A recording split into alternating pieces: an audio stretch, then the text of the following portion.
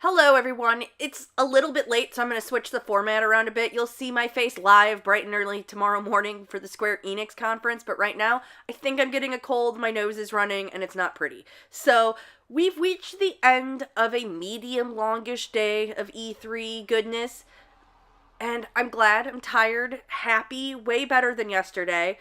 Bethesda happens to make some of my favorite games, so it's hard for me not to be super excited every time they have a conference now.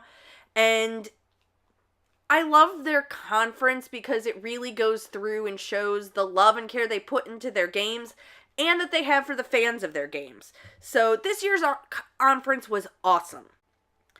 They started out by showing us more of Rage 2, which is awesome. I love that Pete Hines came out of the box throwing shade at Walmart Canada.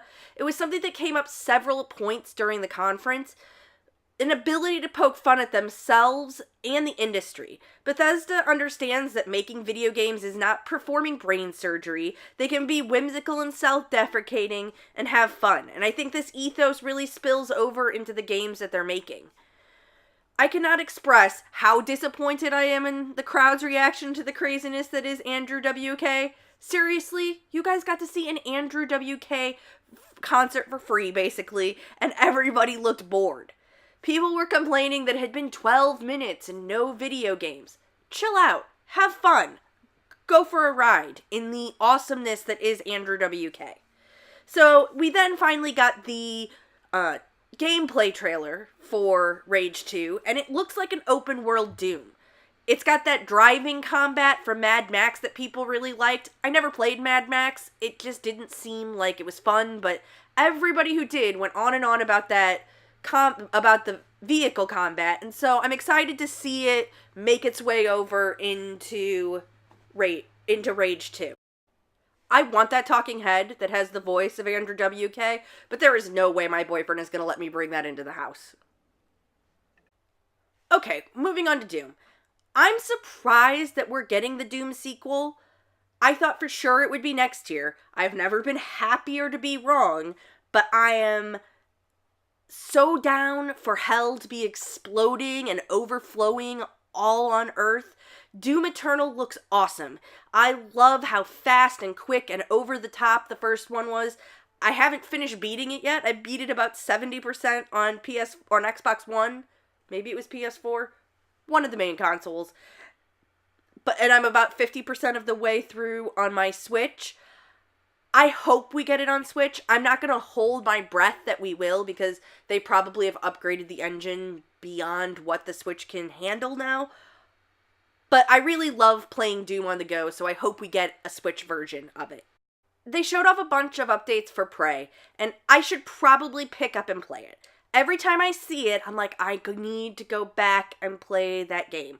The stuff they added, I really can't comment about, other than it looks cool. They had a funny video. I really like the developers coming out and talking. They did that a lot through this conference, and I think that Bethesda does a really good job of reminding us that people make these games, and that there are living, breathing people with emotions who are coming in day after day and working really hard to give us things that we enjoy. And I always appreciate that they let those developers talk to us and we see them and they do that video where they talk about, or they show like the kids and the janitors and the canteen workers and like the other people that aren't actually like developing but also help make the whole Bethesda thing go round, right? So I really need to play Prey. It's where I started with this ramble. I really need to play Prey, and I feel like I need to start it now. Like, I need to get it and get into it, like, this summer. Because I feel like once the fall hits and everything starts tumbling in and becomes jammed-packed full, it's gonna, again, get brushed off to the side. And I really want to play it. It looks really good. People say it's super RPG-y, and I am really wanting and looking for that, so I should probably just suck it up and play it. In the shocking but awesome trend we're seeing of male-dominated genres having female protagonists, Wolfenstein 2 is getting a second expansion, kind of like the Old Blood for the first game. It's called Wolfenstein 2 Youngblood. It's set in 1980s Paris, and you get to play as BJ's twin daughters. You can play co-op, you can play... I'm just super excited to see this. It's set in the 80s. The aesthetic of it is great. I haven't played Wolfenstein 2 yet, so I need to do that. I've been waiting for the Switch version, so that will be on my list of things to play this month. But I cannot wait to play this game after I play that game. I really dig how Bethesda has been taking old IP and refreshing them and revitalizing them in a way that makes them modern and fun and people love them again. Todd Howard walking you through a game he's crafted has always reminded me of Steve Jobs walking you through the next Apple product that was going to change your life. It's clear there's a passion to make things beyond what someone thinks is possible and to tell stories. Yes, I'd argue Apple tells some of the best narratives around technology today. He shows us and walks us through Fallout 76, and while the fan base seems to be pretty split on it, I'm excited to see how this version of Fallout plays. There will be quests, and there will be stories, and yes, it's online all the time, which is bad, good, different, I think is probably where we should land on it. But it's also going to be what they described as softcore survival. As someone who's only ever had a passing interest in survival horror games, this might be the IP that gets me out there to try it. Not might be, it will be the IP that gets me out there to try it. I'm excited we're going to get it this fall. When iPhone gaming was pretty new, I used to play a game called Infinity Blade a lot. So when they announced that they were basically making Elder Scrolls Infinity Blade, I kind of lost my shit. It was a game I didn't know I even wanted, but boy do I want it now. I loved how awesome it was to hop in, slash around, go through a couple of the people who are fighting and then hop back out. This one has added portrait mode fighting, and that seems awesome.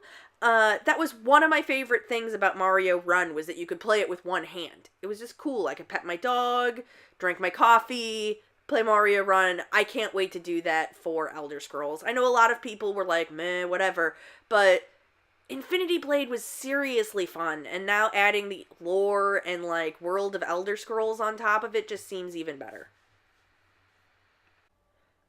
So they ended the show with 2 super teasing teaser trailers. Unlike a lot of the internet, I'm okay with this. I think that the rumors that Starfield was a game were so rampant that they just wanted to get out in front of it and say, yeah, that game is real and it's coming. Same with Elder Scrolls 6. I appreciate Bethesda because they don't give us a lot about the games until they're almost ready to be in our hands. They have basically cut off the knees that trap of fans being disappointed by something that's early in a trailer that has to be cut for development reasons later on. What we see is usually what we get when it comes to gameplay from Bethesda, and I think that's refreshing and honest. So when they want to give us snippets and very small details of things to come to whet our appetite and let us know, yeah, these rumors are real, we're gonna talk about it in our time, but they're real, I respect that, because it's better than showing us stuff and then having to cut stuff, because that's just how development works, and people being disappointed. All in all, I'm super satisfied with Bethesda. It's going to be hard to beat in my eyes. I think Nintendo is really the only one that has a chance. Sony, we know what we're seeing, and I'm not really sure I like any of what we're seeing other than Spider-Man. Maybe Death Stranding. Jury's still out for me on Last of Us. But I guess we'll see as the week goes on. So this wraps up the second day of E3 2018. I'll see you bright and early tomorrow morning for Square Enix. We'll also have Ubisoft, and then we've got Sony closing out in the evening. So like, share, subscribe, check out my other videos. You can follow me in the comments. You can follow me in the links in the comments, in the description. And I'm going to go get some sleep after I post this. Good night, guys.